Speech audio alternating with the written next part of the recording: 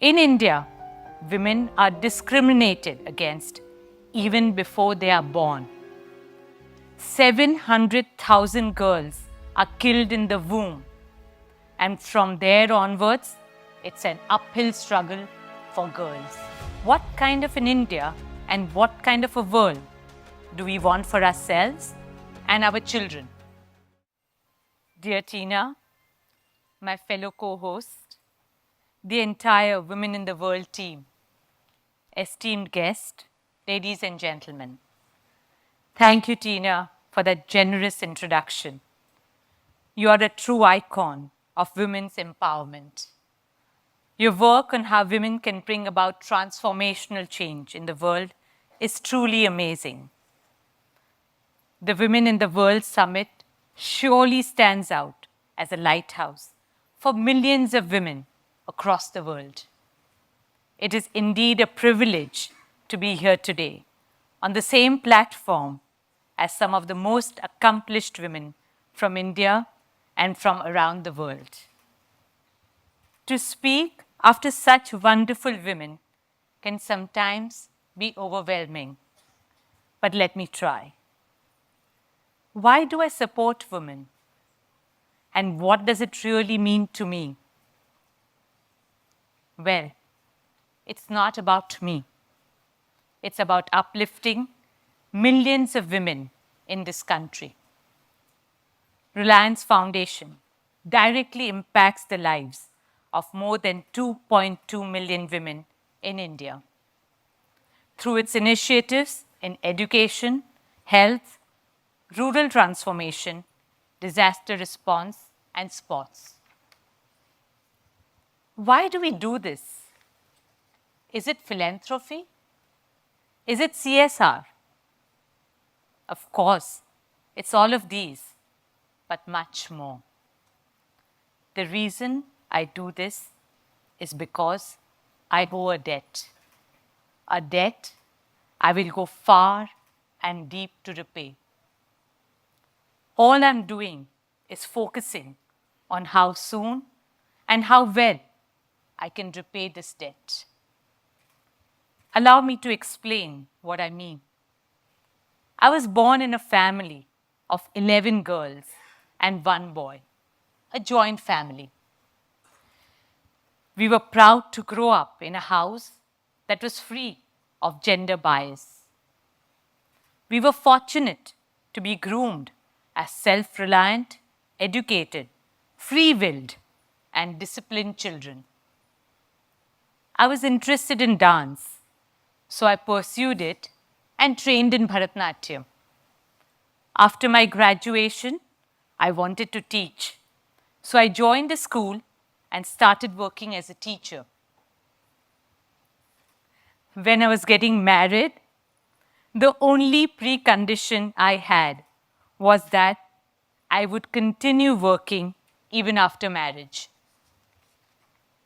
In my story, I had access to education, healthcare, and the opportunity to work. Most importantly, I could make my own choices for myself because of an environment and outlook that encouraged and enabled me. Unfortunately, millions of women don't have access to basic things like healthcare, water, sanitation, and education. Then there are those who, despite having all these, have no access to employment. And above all, they don't have the power to make their own choices. In India, women are discriminated against even before they are born. 700,000 girls are killed in the womb, and from there onwards, it's an uphill struggle for girls. The opportunity funnel just keeps on getting narrower and narrower for them. Over 1 million children below the age of 5 are lost each year, of which 300,000 die on the first day of life itself. Worst, a majority of them are girls. As a mother myself, I find this very painful to accept. Girls are neglected when unwell and not given priority for medical treatment in the family as compared to boys, leading to high infant mortality rates. More than 50% of girls fail to enroll to schools. Large number of girls drop out of school at puberty. One of the main reasons being the lack of separate toilets for them. Nearly 45% of girls in India get married before the age of 18. 70% of women are not part of the workforce. All these numbers paint a grim picture. We could have been one of these statistics. This could have been you, it could have been me. Yes, my story could easily have been just like theirs. But I got lucky. Let me explain how. First, I got lucky through a lottery called births. I was born into a family that gave equal opportunities to girls and boys. Then, I won a lottery called education because my family believed in the power of education, especially for girls. And then, I met Mukesh. Mukesh encouraged and supported me to pursue my passion, be it education, dance, or sports. Thus, I continued making my own decisions and my choices even after marriage. But my story could have been very different. My story could easily have been just like that of many other women in India. And that is why I owe a debt. We all owe a debt to our sisters who are not as fortunate. We stand at a very important time in history, a time when a crucial difference can be made. In about a decade, India will have the largest number of women in any country in the world. What kind of an India and what kind of a world do we want for ourselves and our children? A world where women lag behind is not only an unequal world, it's an unjust world, it's an unfair world. And we cannot accept a world like that. Can the world be different from what it looks like today? I believe it's quite possible. India has a rich tradition of worshipping goddesses. We worship Goddess Saraswati for knowledge, Goddess Lakshmi for wealth, Goddess Durga who destroys all evil. We also have a proud history of women leaders from all walks of life, from Jhansi Ki Rani to Indira Gandhi to Mother Teresa and many others. These women make us believe in a world with possibilities. A world where women have equal opportunities. A world that is better not just for women, but for everyone. According to IMF, if the number of women who join the workforce in India were to increase to the level of men, India's GDP would grow by 27%. It is clear, empowered Indian women means a stronger and a better India.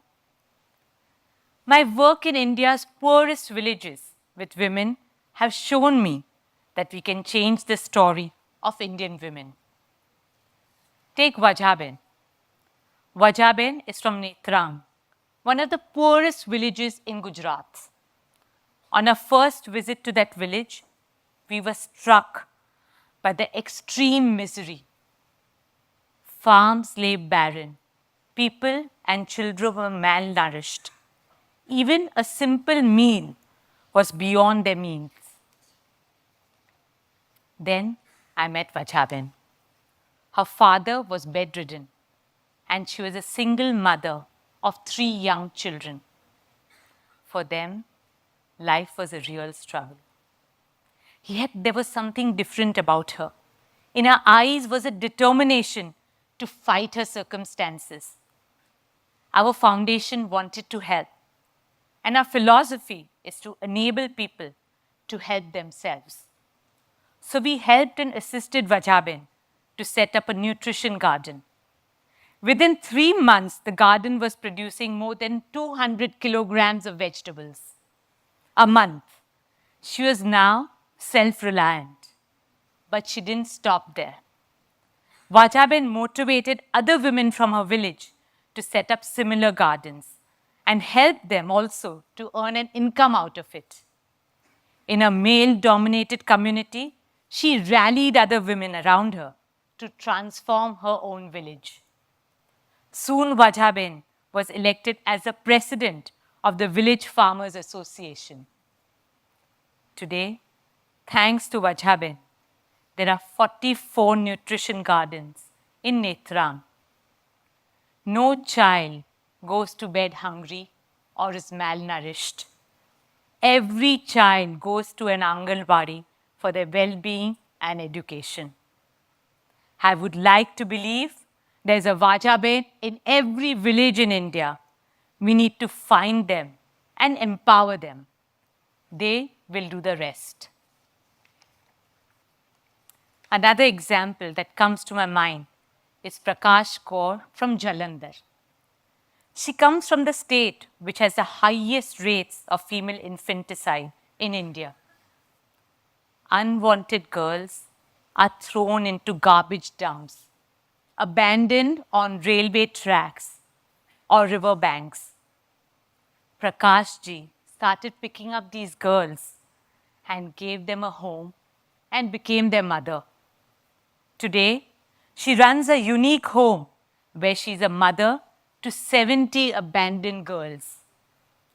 Prakash ji gave these little girls a new life where their own parents wished them death. When I met her at Unique Home, what really touched my heart was a compassion when she told me, I have not adopted these girls. They are my real daughters. Some of these girls are well-educated teenagers today, and one of them is even studying to be a doctor. True to her name, Prakash is spreading light and hope. These stories tell us that women can make a huge difference. However, we need millions of such stories.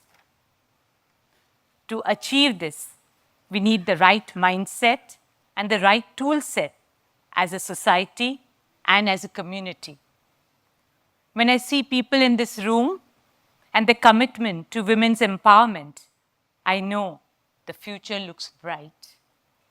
When I look at Prakash Kaur and Vajaben and hundreds of courageous women like them, I know there's hope. Ultimately, supporting women is all about repaying the debt I owe to my sisters.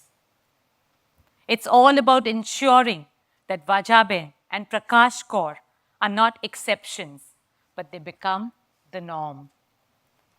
Supporting women is neither CSR or philanthropy.